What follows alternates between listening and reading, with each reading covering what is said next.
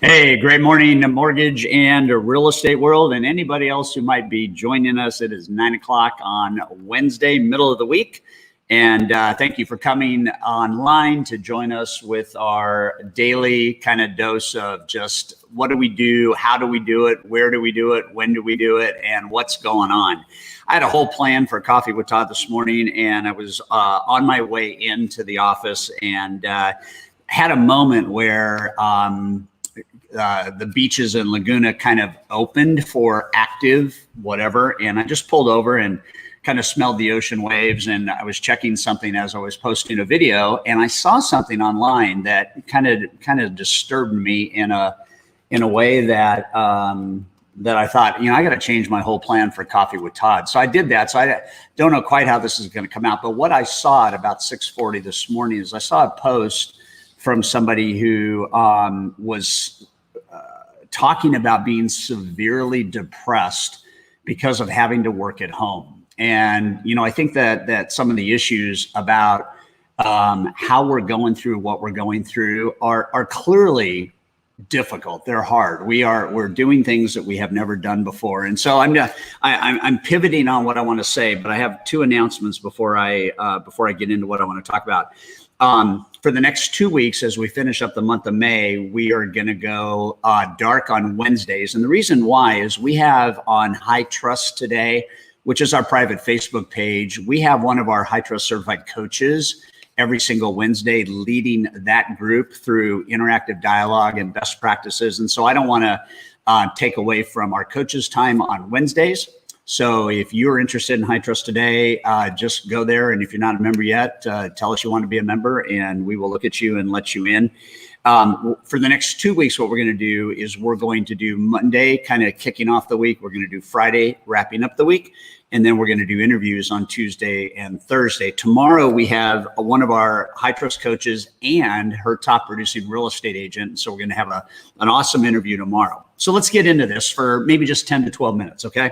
So I read a book called Learned Optimism, and it's written by a guy named Martin Seligman. And he is the director of psychology and positivity at the University of Pittsburgh. And just a guy that talks about how do we use the biological body and brain that we have to be optimistic in all things. And it's an interesting play because one of the pieces of data that he has is when people are optimistic, they perform better than when they're pessimistic. And when they are optimistic, according to his research, they can outsell the competition by 42%. And that's a pretty big lift based just on attitude. And so I went to our High Trust Today private Facebook group, again, where our coaches hang out and where a lot of our coaching members hang out.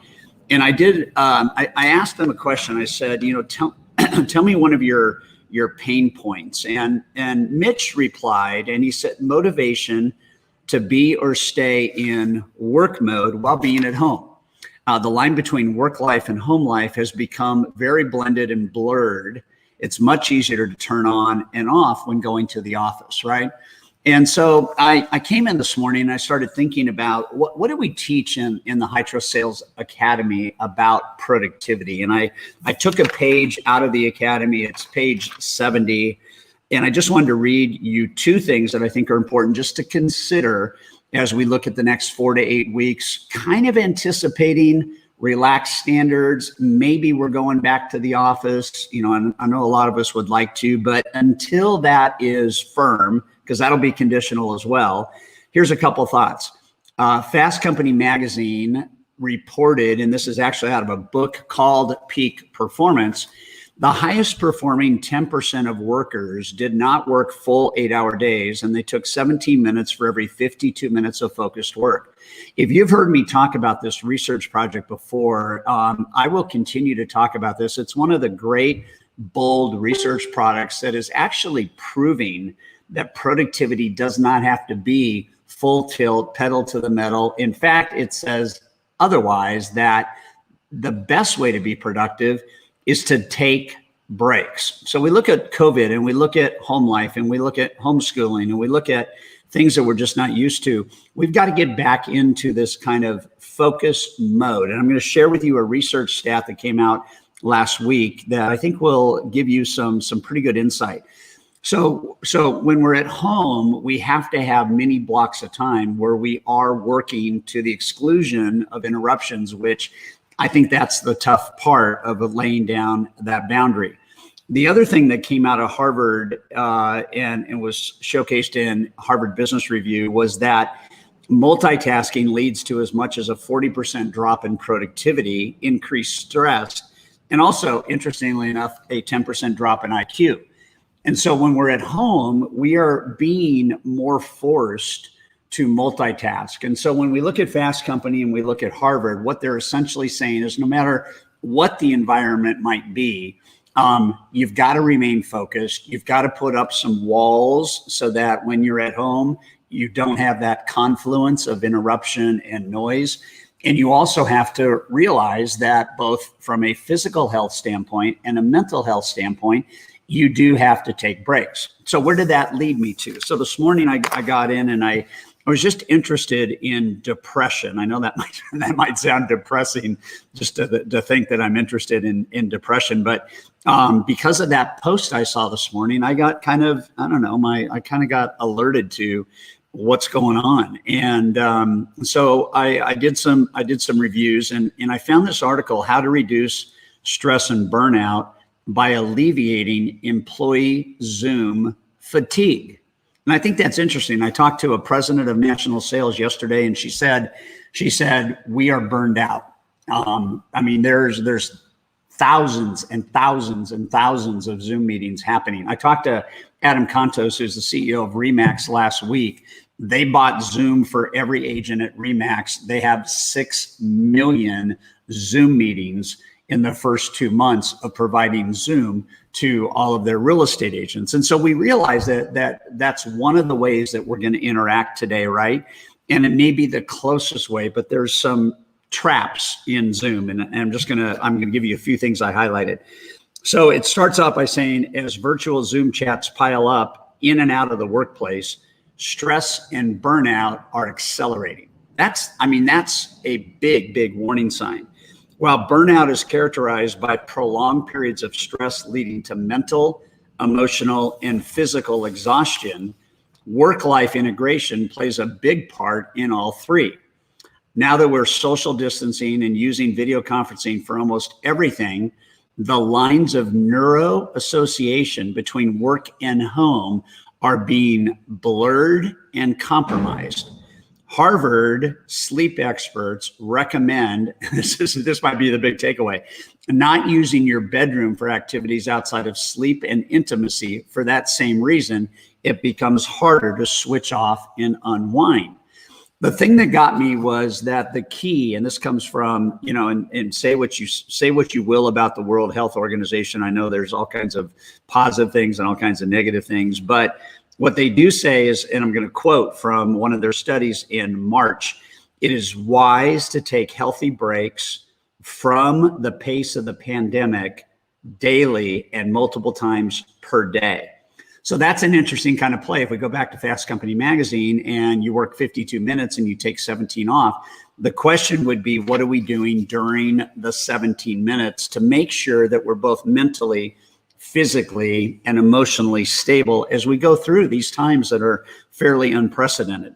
It goes on to say just a couple more things that I think are worth kind of noting. According to the Journal of Psychosocial Research on Cyberspace, wow. The concept, listen to this, I never even knew this was a concept, and you probably won't either. The concept of gaze awareness. GAZE awareness is when those communicating are well aware of the other's gaze direction. So the interesting thing, the interesting thing is that during video communication, they go on to say, we lose the typical gaze and facial expressions that we can see when we're face to face, like you're across the desk from me. We can feel attention. We can feel connection. We can feel pause. We can feel disagreement. We can feel irritability or conflict. We can feel all that when we're live. And even though this is about as live as you and I can get right now, I don't know where your gaze has gone, and I don't know if you're looking at me or I'm looking down here, and so they go on to say that the key for all of this is to make sure that we lock onto two things: focus and trust. That's interesting from my perspective, because obviously I'm a trust junkie. So here's an interesting stat that came out, and this applies to Zoom. This applies to what you and I are doing every day. According to Pew Research addressing the state of Americans' trust in business amid the COVID-19 pandemic and the communication tools like Zoom. Here's the stats. 35% believe that people can't be trusted and look out for themselves. Less than a third, around 29%, believe that people are fair and can be trusted. And 32% are in the middle, all relative to the technology of interpersonal connection during COVID. So we look at this and it says the findings showed the less interpersonal trust people have, the more frequency they experience in bouts of anxiety, depression, and loneliness. So I don't know where that puts us, but from my vantage point, you've got to just like we need to, no matter if we're physically in our office or elsewhere, you've got to put boundaries on the most important meetings you have. You've got to set your environment up so that it is the most conducive. You've got to seek feedback. I got feedback this morning, which is why I'm not wearing my earbuds, from somebody that I know, love, and trust. And he said, you don't sound as good with your earbuds as you do on a microphone. So all I did is I put my microphone on my desk, and so no more earbuds, and I think that helps in connection. It helps when you can feel the person, when you can really sincerely look into their eyes and have conversation. And we got to do that, because when we're face to face across a desk, it's easy. Right now, we have electronics between us. Even though we can see each other, there's still a distance gap between our connection. So back to what we started with. You have got to, and this is my cup today. It says, my cup is always full.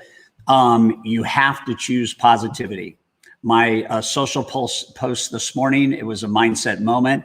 I said, Les Ferris said, I agree. No earbuds is better. Interesting. Thank you, Cliff Thuriel at Cross Country Mortgage, for giving me the feedback. I love it. Love it. Love it. Love it. But it gets back to, during our time right now, it gets back to exactly what we're talking about, which is choose positivity. I was on a national call yesterday that was showcased by MGIC, and it was the Loan Officer Leadership Podcast. And I was asked during that podcast some very interesting questions. And one of the places that I went was when somebody asked me, what was the book that you read in your life that you could say maybe was a turning point for you? And so I said in that interview, I said, my grandmother gave me a book when I was 16 called Success Through a Positive Mental Attitude. It was written by W. Clement Stone and Napoleon Hill. Napoleon Hill, of course, Think and Grow Rich, right? And so that book, I remember something about this. My cup is always full. And they talked about the concept that there's very little difference between those who succeed and those who do not. But the little difference makes the biggest difference. The little difference is attitude, and the big difference is whether it's positive or negative. And so I think in the world in which we are living right now, we've got to look for what's the positive light, and probably multiple times per day. Where are we finding ourselves maybe leaning to frustration, maybe a little bit of sadness, anxiety, maybe a little bit of depression? How do we use physicality? So I posted on High Trust today a article from the, what's it called? iHealth. I believe it's called iHealth. And they came up with 10 things you can do in those 17 minutes. Like, remember, I started off 52 minutes, 17 minutes, 52, 17. Think 10 things you can do in those 17 minutes to keep your physical, mental, and emotional body at peak performance while working from home. So I encourage you, again, if you haven't gone to High Trust today, if you've not put your name in to be invited to the group, do that. But that's where I posted that article. So what's the summary? 15 minutes in, this is going to pass. Who knows when? Do not watch the news very long. Do not get weighed in with politics. Just stay focused on you, your family, getting through what we're going through and actually growing through it. I mean, growing through it. There's breakthroughs that we can experience every single day as we follow this kind of prescription, right? How to reduce stress and burnout by alleviating employee Zoom fatigue. If you're a manager on the call right now, make sure the Zoom calls you have are purposeful, short, to the point, actionable. If you're a loan officer or a realtor, make sure you ask fewer of the right questions so that you can speed the meeting along. Speed to trust is something we need to do in the Zoom society in which we live. And then finally, make sure that you take care of you. Take care of you, because as Deb and I were talking last night, if you're not good with you, you're not good. Period. To your family, to your kids, and obviously to your clients. All right. So join us tomorrow morning, 9 o'clock. We have a 35-minute interview with a top producing realtor and her top producing LO. And we also want to make sure that if you didn't catch yesterday's interview with Rick Mount and Mike Hardy, go back and watch the replay on that, because it was a great, great session for leaders. So if you're a leader, you want to watch yesterday's interview. And between now and tomorrow, I appreciate you guys very much. Have a productive day. Stay healthy and make sure your cup is always full. All right. Cheers, guys.